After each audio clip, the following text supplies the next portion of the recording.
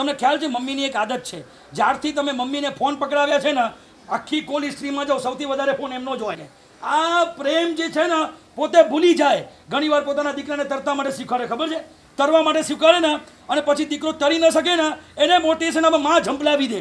પછી યાદ આવે કે મને તરતા તો આવડતું ક્યાં છે, મને તરતા નથી આવડતું. પોતે આમ સીધું ઝંપલાવી દે.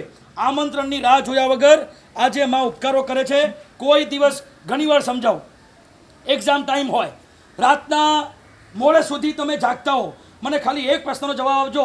આજે બધું તમે બેક સ્ટેન્ડમાં યાદ કરજો. જે છોકરાઓ છે એ અત્યારે યાદ કરે અને તમે પણ યાદ કરજો. જ્યારે તમારી એક્ઝામ ટાઈમ હોય અને તમે એક્ઝામ માટે રાતના મોડે સુધી ભણતા હો અને મમ્મી શાંતિથી સૂઈ ગઈ હોય એવો એક પ્રસંગ મને અહીંયા બતાવો. એક પ્રસંગ તમે બતાવો મને કે હા મારા સાહેબ મારી મમ્મી તો મજેથી સૂઈ જતી હતી, એને કોઈ દિવસ મને એક્ઝામમાં તૈયારી નથી કરાવી.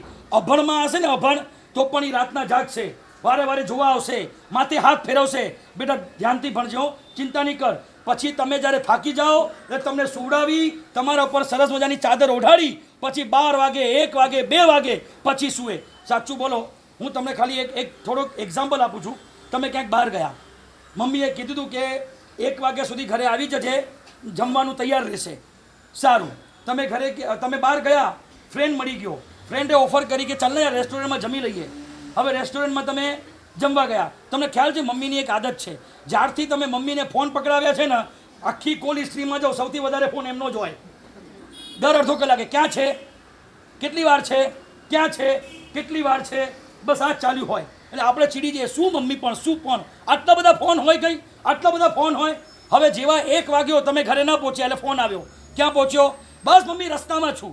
અડધો કલાક પછી ફોન કર્યો, ક્યાં છે? અરે મમ્મી બસ કહું છું યાર આવી જઈશ, પણ શું તું આટલું બધું કરે છે?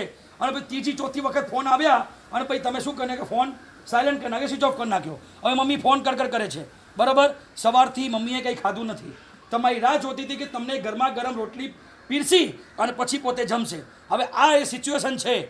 તમે તમારી 3 વાગ્યા સુધી રાહ જોઈ, તમે ન ઘરે પહોંચ્યા.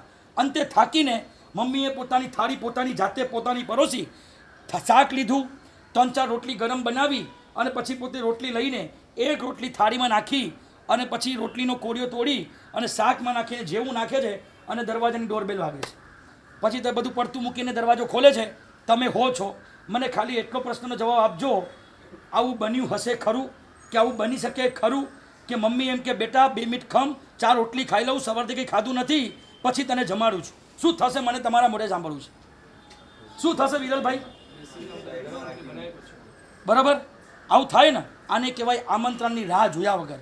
તમને પૂછવા નહીં આવે, તમને આમ કહેશે નહીં કે બેટા આમ કરી દઉં તેમ કરી દઉં. તમારે કહેવું પડે અને મમ્મીને કરવું પડે. એવું ક્યારેય બન્યું નથી.